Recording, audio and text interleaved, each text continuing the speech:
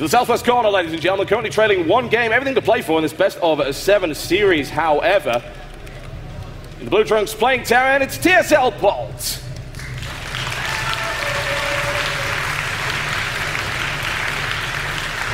Versus his opponents. It's like, you're going to have the third base. Consider it my gift to you. Playing for Team Millennium, and in the red trunks playing Zerg to the northeast, it is Stephano.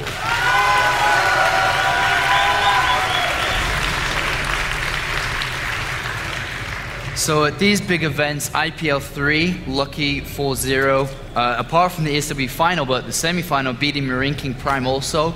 Is he about to add TSL Polt to his achievement list? We're about to find out, man. Like I said, it's still a best of 7.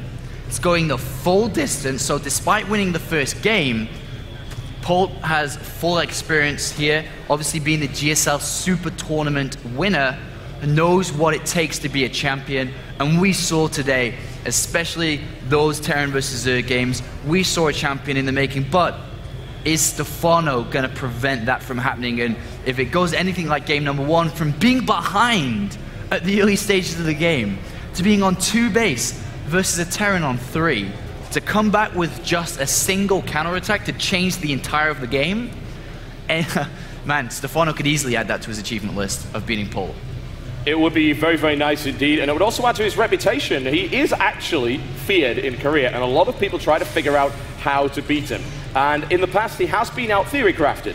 If you recall correctly, the games with the STC in IPL 3, and then of course the rematch against the STC went the other way. And arguably the entirety of OGS sat down and said, here's how you beat Stephano. Need to get myself in Team OGS, because I don't know. And I'll take Bling with me too, because he needs help too. Oh, well, that's a nice thing to say. It's alright, he knows it, that's the funny part. Alright, so once again, we were going for Spawn and Pool, then into Extractor, and Stephano, how to beat him, man? That is the question. And Polt is the one I'm looking to for answers, Dr. Kid. When we had the opportunity to commentate that previous game on Antigua Shipyard, game number 3, I was like, I don't know how to beat this, at that stage of the game. Yeah, the late game Broodlord, yeah.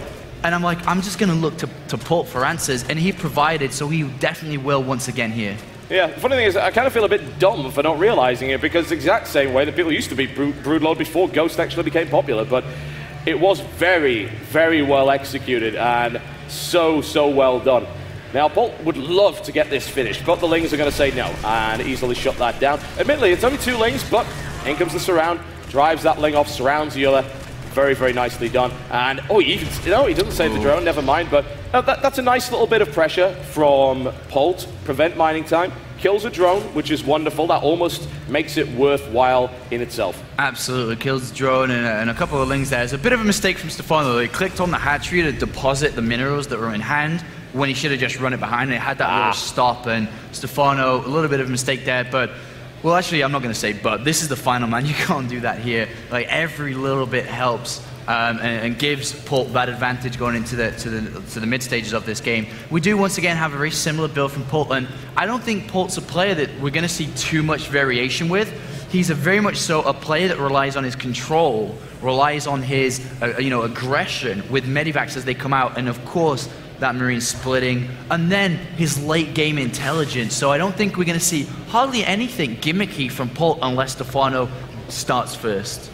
Well, the Roach Warren is up quite early, one has to say, much earlier than you might expect, and it is the same opening from Polt, the Reactor, Hellion Expand, but he's got to run into Roaches, and this Roach Warren is in an interesting location because the creep hasn't been spread that far. Polt could very easily find it if he decides to run onto creep, and I have to wonder if that's deliberate. Hellions are poking on, they haven't spotted the Roach Warren just yet, and how many Roaches will we see? A lot of Roaches, followed by a lot of Zerglings incoming, and he spots the Roach Warren there as he pokes up the ramp, as you stated, in a bit of a weird position, and all of a sudden Polt's like, oh, okay, cool. Oh my. So he's going to start Marauder production, of course, will bunk himself in, but we've seen Polt in this position already today. Oh, yes. And he survives even if he has to go back to 1 base, and this time around he spots it really early, even before the Roaches pop. So he actually has a better reaction time than he would do normally. Definitely. And right now he's thrown down you know, extra barracks, and he's actually just like, all right, well, I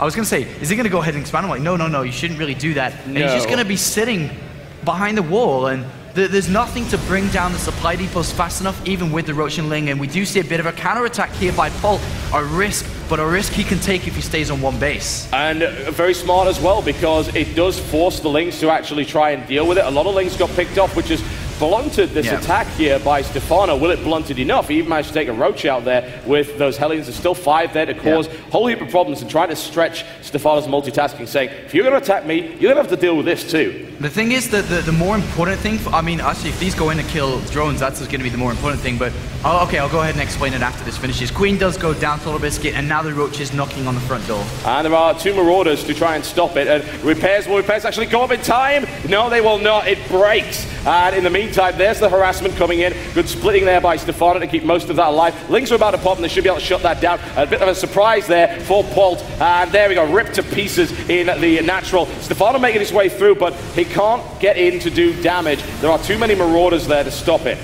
All right, so what I wanted to go in and say, but it would have taken a while, so I didn't. Indeed. Is that the Hellions, as a Terran player, all right, guys, get your notepad out. As a Terran player, you have 2 options. You either come back with the Hellions and defend with them and defend against the Lings, or 2, you go and do that, and you don't go for a counterattack in terms of killing drones, you prevent the Ling reinforcements. Because then all of a sudden you only have X amount and a small percentage of an army to deal with, and the strength of that kind of all-in, not really all-in, but that aggressive opening, is the reinforcements streaming in and Lings, and you just keep on hammering away, which is what Polt stopped efficiently there, and why it was so easy of a hold for him, and a lot of other Terran players struggle so hard against that. Yep. There was damage done when he went in there. He was able to kill 8 SCVs, including, of course, the one that was killed on Stephano's natural there. So it certainly was a decent investment. He throws away basically minerals and a tiny bit of gas to slow down the economy. And that's not the only way he slowed it down. He delayed that expansion for a very long time. A lot of potential mining time thrown away there. A lot of oversaturation on the main mineral line, which means, of course, that mines out faster. And once again, Stephano here on the left with Lings, looking to go in now, expecting the units to be in the center as you were looking at the Zelnoga Tower being cleared. Stephano didn't quite get that right, but it's still worth a try most definitely. And oops, that was a little bit of a slip up. Yeah, don't do it. Polt will find the right position, and every single time he nails it, he knows, like, I want to engage here, right over there, so there's no surface area for you to hit me with Lings. He's great at that. He always picks his battles. And the thing is, what I've seen with Polt throughout the entire of the tournament is he's actually very good at defending against counterattack. Always leaves units behind, always has a siege tank there as well, and always walls in key locations. But we do see Polt moving out now, and there's a lot of Lings in production for Stephano, and +1 carapace is about to come into play. There's no upgrades at all for Polt, so these Lings will survive, and he actually can't pick up everything here, so he's definitely going to have to lose some units, but he has stopped Stephano from making drones. As you can see, so many Lings are here. Oh, and there is the surround. Lands right on with the +1 carapace and starts to slice his way through there. There's the pickup, but loads of damage done by Stephano, nothing done by Polt whatsoever, and you know what? I think those Lings are going to follow him home.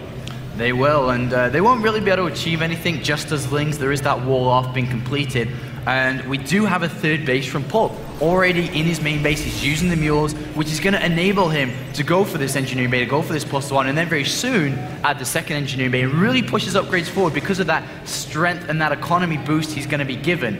But he doesn't want to move out to take an expansion yet, and he actually needs to lift that supply depot, otherwise, okay, there's not that many Lings there, but he doesn't want to move out to take a 3rd base right now because the amount of presence that Stephano has on the map, it's so much. There are so many Lings around, and one loss of a big engagement, one big army, if Polt loses it, could be game ending, could be just 0-2 down.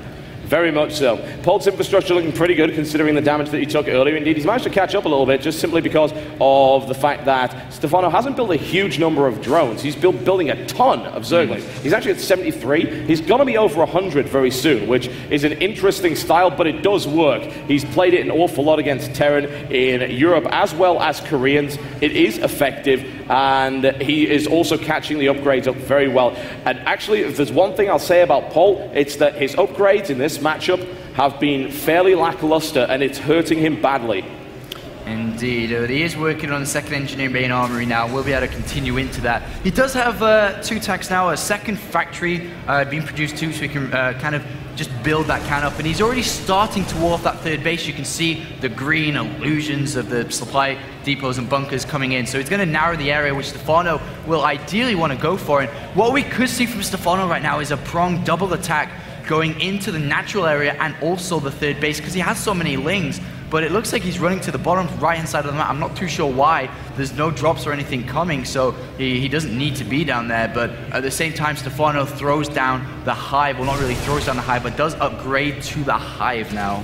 Oh, yes, and Stephano's going to be throwing down an entirely different way over here, but he is stopped by the presence of all of these units over here. Little unpleasant bunkers up as well. Doesn't want to get too close to that. Really, I'm not actually sure what they are doing down there. I think they're worshipping at this green glowy altar over here for whatever reason. I don't know why. And no scan down from Polt yet. No idea what Stephano's doing, but he doesn't really care too much at the moment. He's just trying to get that third base up. And that's when we'll start to see a bit of scouting, scanning, dropping, and so on. Because he needs to know what Stephano's doing. And we do see a drop now, first of all, going down the south side here for Polt. And we'll be going towards that bottom right expansion. But links are already there, already set up. And still no scan yet from Polt. Meanwhile, is Stephano. No Spire has come down, so we will be going Ultralist once again here. It seems to work, certainly. Polt's tank count is starting to get pretty high, but it's not really the tank count that matters so much, it's the Marauder count. And Marauder count is actually getting pretty reasonable, but upgrades. Polt is behind in that regard, and he's going to get punished for it. Stephano looking to easily surround that so quick. Picks off an Infestor and is just immediately out of there. And I think Polt's just blindly accepting that Ultras are coming. He's watched Stephano play multiple times. He hasn't scanned, yet he does have a decent amount of tech labs on barracks. He's building a lot of Marauders, as you can see. There goes the scan. Does see the Hive, but doesn't see the Ultras Cavernous. Once again, Stephano throws it onto the natural, but that's what I'd like to see from Stephano, is just throw in that switch. You know, late game, at 16, 70 minutes, just go ahead and be like, no, I'm going to actually go Brutalos this time, because it looks like Polt is just accepting that Ultras are coming without knowing for sure. The thing about Stephano is, especially if you remember his IPL 3 performance, something that I noted was he will use the same style until it fails on one map and then he switches, which is why I think he's doing this. And you see this in multiple tournaments. He doesn't just keep switching up. Yes, he will vary his opening, but he will go into the same style over and over again. And that's an interesting little move there by Stephano. And a double medivac drop into the main base here is picked up immediately, as Stephano has lings everywhere, but is about to lose a large chunk of lings in the bottom left. Will he be able to achieve anything? Oh, well, actually that third base is quite naked, but he doesn't go there and tries to get the tanks instead. Well, he's going to take a tank and Marauder and so on and so forth, whether or not the trade was worthwhile. Well, to be fair, he's mining from 4 bases, and it's just lings, so it doesn't really matter. He's also unlocking supply, I feel, for more Ultras. You'll see how close he is there, so I think that was deliberate from him. And Stephano does clean up a drop in the main base with Infestors there, but nothing left to see, but it was pretty straightforward with Infestors. But now the more important part, Thorobiscuit, is Polt surging towards that bottom right base. Will be able to get into decent position, and by God, these tanks are. They really, really are. There's a lot of them as well. And the Lings try to come in from that side, and they're stopped. The Lings come in from this side. 3-pronged attack here by Stephano, but Polt crushes it completely. Very nicely played there by him. Those positions were perfect. Yeah, he should have waited for the Infestors, really. And now he's going to take significant losses. The Infestors do come in alone, but could easily get sniped off by these units. And Polt should be bunny hopping tanks towards that expansion. He is also taking the center of the map as well. Really good play here from Polt.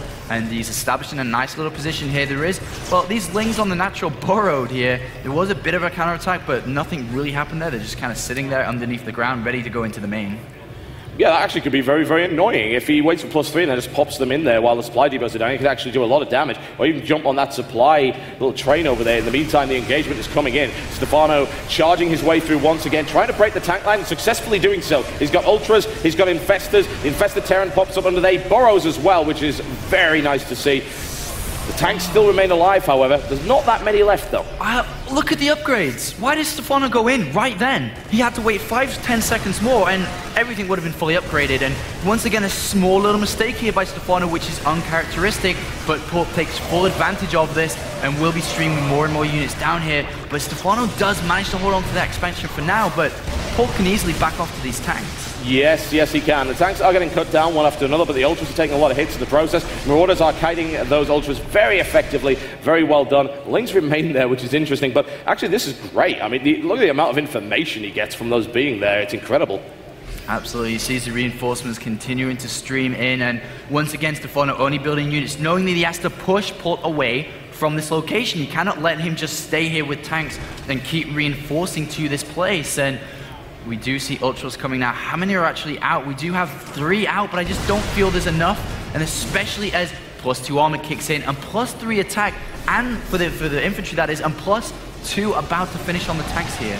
Yeah, he's really tightened up his upgrading, which is good, because that was something that Stephano had a big edge to. Unfortunately, that Ultralisk is wandering to its doom. It just doesn't want to live anymore.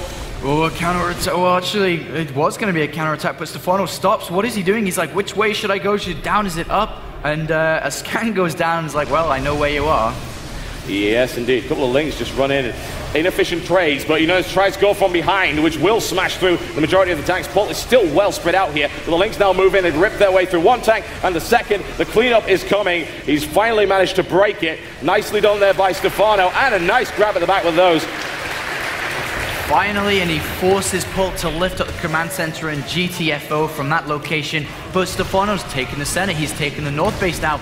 And I was going to say, oh my god, are we going to see the same as last game? But no, this time Polt has tanks in siege mode. He has a decent amount of medivacs here and will be able to replenish them. Also, Polt is building a couple of, just finishing up with a couple of extra command centers for those mules to keep his economy high no matter how many counterattacks happen, and can even start to sack a few SCVs eventually to make his army overall stronger.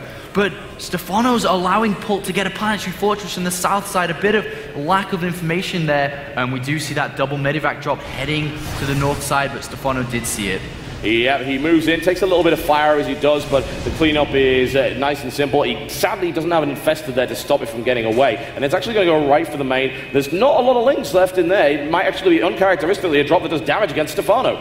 And he is going to drop in there. Stephano streaming Lings, but at the same time that Polt pulls into the main base, Polt moves to the north and kills off another expansion. A nice little maneuver there by Polt. Very good indeed, and Stephano does not have the units for it. He loses a lot as well. The units lost is actually the craziest thing to watch. The efficiency of Polt here is fantastic. Stephano is not trading efficiently at all, and is taking a lot of damage in the process. Another base down. Indeed, and Polt is playing this so well. He's not making hardly any mistakes here, and Stephano needs a mistake to be made, such as leaving this command center naked down here. It will go down super easily, but if he catches this army of Polt unsieged, maybe he can do well. But the army supply is telling us a pretty different story. It's 90 supply for Zerg, 122 for Polt, and his upgrades are incredibly good now, as you can see in the production tab. Almost up +3 in the Marines and Marauders, and +3 on the tanks as well. Yeah, even grabbing building armor, which is wonderful. In the super late game against the Ling heavy style, building armor is incredibly good.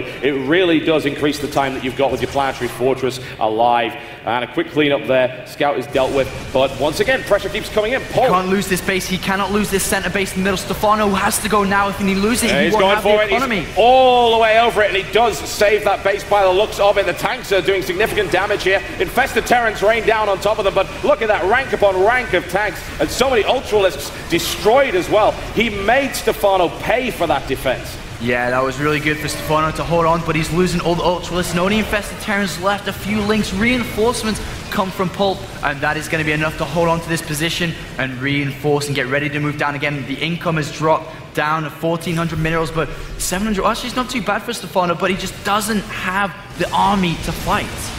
Polt is basically playing the way Stephano does at the moment. Constant pressure from all sides all the time, and Stephano's actually going to pieces at the moment. Polt is doing this incredibly well. He's adapted to the style successfully over this map, and is now pressuring this vitally important base, which is most likely going to die now.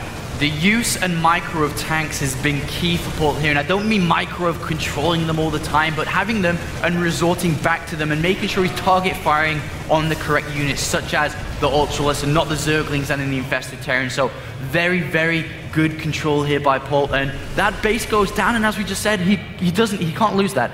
and he has. And now his income will drop down. He's taken another base in the bottom right, but guess where the next focus point is going to be, Total Biscuit? He's going to roll right down there, and he's already proved very effective in doing so. Creep spread not so great down there either, so these tanks can start to crawl there and also cut this in half. Cut in half reinforcements. There's a potential to be surrounded, but Polt has superior numbers. Stephano gets in there just before the tanks deploy. Nicely done. He kills quite a few. The fungal is really good as well. Stephano fighting here once again, but he just doesn't have enough units now. Not this time, Stephano. 194 supply for Polt, who's scanning, getting rid of the creep tumors, and will unlock the last efficiently mining base for Stephano. And as that goes down, down will economy of Stephano fall. Oh, it will indeed. And Polt has adapted successfully to this style. It's going to force Stephano to play differently next game. And Polt smashes his way through the remainder of the defenses. GG!